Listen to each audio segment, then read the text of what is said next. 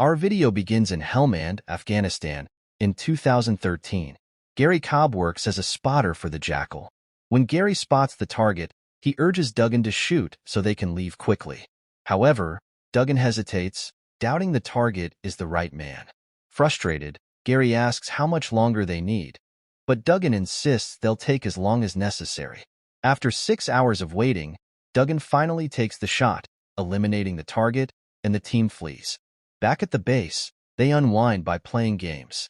Captain Baldwin offers Duggan a drink and casually asks if anyone is interested in a trip to Cyprus. Meanwhile, the Jackal marks the kill on the chart, celebrating his success with his teammates. In Cyprus, while celebrating, Cenk bumps into Gary, nearly sparking a fight. Cenk then strikes up a conversation about their time in Helmand and might even offer £20,000 per target. He hands them his card before leaving. In Ankara, Turkey, Duggan and Gary successfully carry out an assassination and make their escape in a waiting vehicle.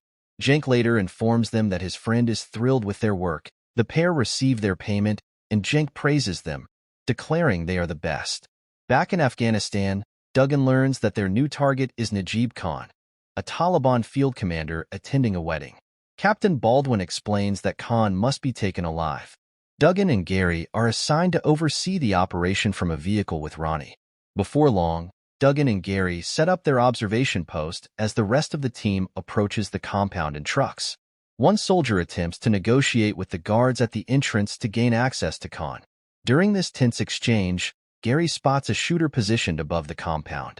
The guards inform the soldiers that the deputy governor is inside, and they cannot enter armed. Duggan eliminates the shooter above the compound, triggering a firefight. Gunfire erupts. The team take out the guards at the gate before moving in and neutralizing everyone inside the wedding. Gary and Duggan realize the gravity of what has just happened, with one of them seemingly losing control again. Both men disturbed by the carnage. Walter, trying to cover up the incident, insists they make it look legitimate.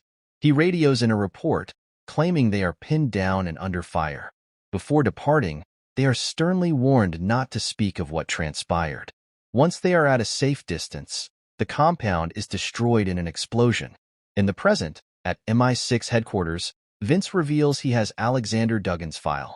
When Bianca attempts to read it, Osita reminds her that access is authorized but the file must remain in the room, and so must he.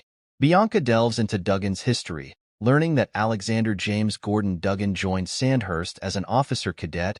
The file highlights Duggan's exceptional determination and sniper training, as well as his involvement in a covert special forces unit during his time in Afghanistan. On April 23, 2013, while en route to a mission, the entire unit was wiped out in a massive explosion. Despite the official reports, Bianca struggles to accept that Duggan is truly dead.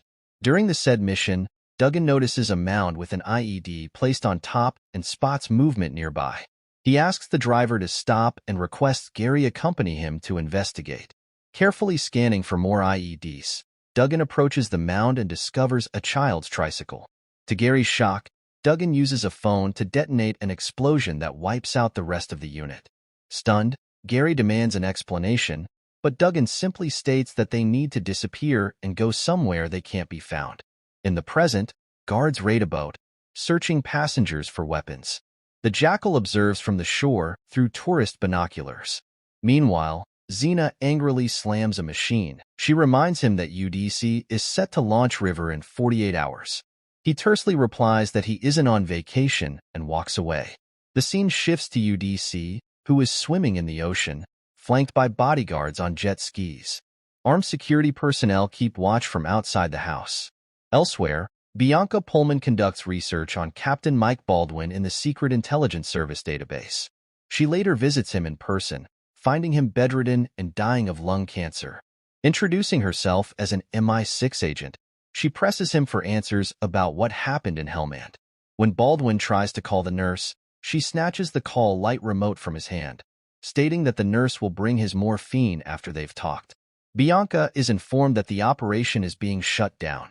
Frustrated, she asks if they're simply supposed to admit defeat, insisting that she's closing in on the Jackal. Kirby dismisses her protests and demands she let it go. When Bianca tries to argue further, Kirby quickly shuts her down. Meanwhile, the jackal stuffs several fake passports into his pocket. He begins packing his bags. Elsewhere, Nuria warns Charles that Alvaro has been dealing with Jimmy, a dangerous gangster. Frantic, she reveals that Jimmy knows about the money. Charles assures her he'll handle the situation.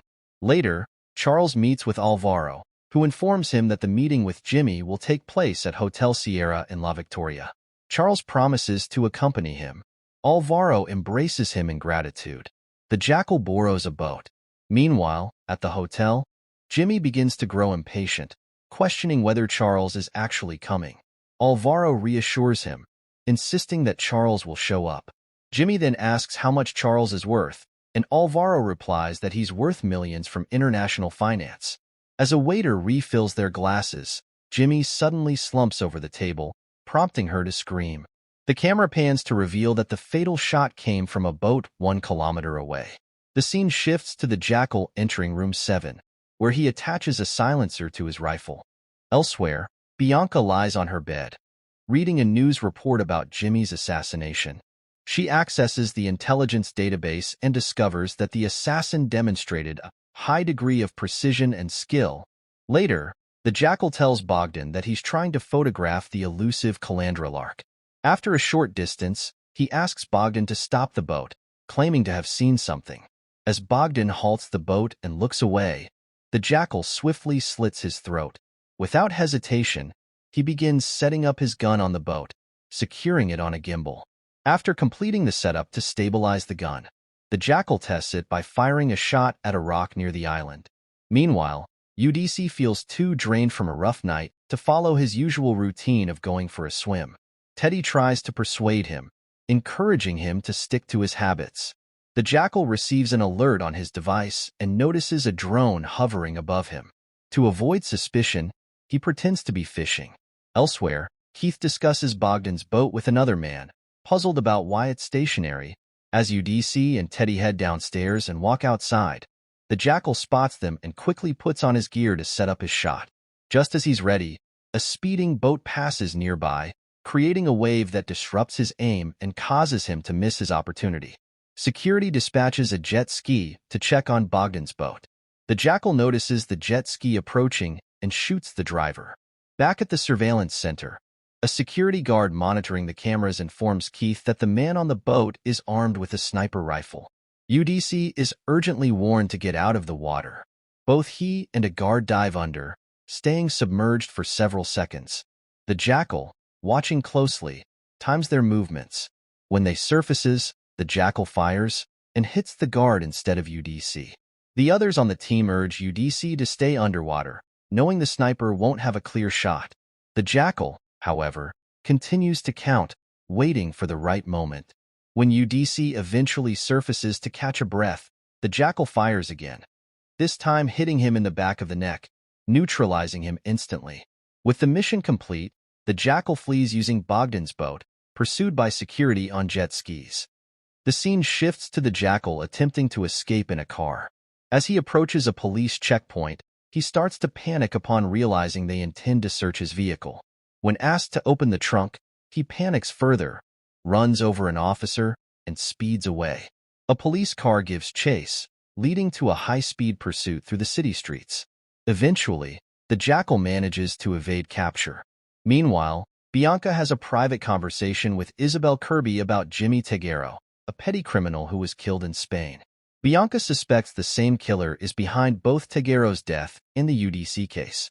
However, Isabel insists the case is closed and reminds Bianca of her previous failure, suggesting she find another job if she cannot move on. In response, Bianca declares that she quits. The jackal crashes his car while swerving to avoid a boy on the road. Later, a Croatian man discovers the jackal trapped in his overturned vehicle. The motorist helps him out and mentions that he has already called the police. The jackal pulls a gun on him, takes the keys to his truck, and notices a woman nearby also calling the police. Moments later, the car explodes. The jackal drives to a secluded dead end, where he treats his injuries and changes his appearance. He then tosses a lit lighter into the truck, setting it on fire, and pushes it over a nearby cliff. Observing a couple near two caravans, the jackal puts on a ring and approaches them, introducing himself to Liz and Trevor. Pretending to be unwell, he claims his wife is in Saffron Walden and doesn't want him to drive. He convinces them that the hospital is just 15 minutes away and asks for a ride. Trevor agrees to take him there. The jackal rides with the couple, but when they question why they haven't reached the hospital after driving for a while, he pulls out a gun. He informs them of a change in plans. They're now heading to the Montenegro border instead. He estimates the journey will take about 79 minutes and assures them he won't hurt them if they follow his instructions. Meanwhile, Isabel visits Bianca at her house and reveals a potential lead to reopen the case. She urges Bianca to pursue it and bring the matter to a conclusion. Isabel insists the operation must be unsanctioned and orders Bianca to eliminate the target as soon as possible. At the border, they encounter another police checkpoint. The jackal instructs Trevor to take a road to the right once they start moving. When the camper van stops, Trevor asks if he can step out for a smoke and even offers one to the jackal. During the conversation, Trevor cautiously asks if the jackal intends to kill them. The jackal denies it. After returning to the camper van, the jackal announces it's time for bed. Liz stabs the jackal in the back with a knife, and Trevor quickly joins the fight.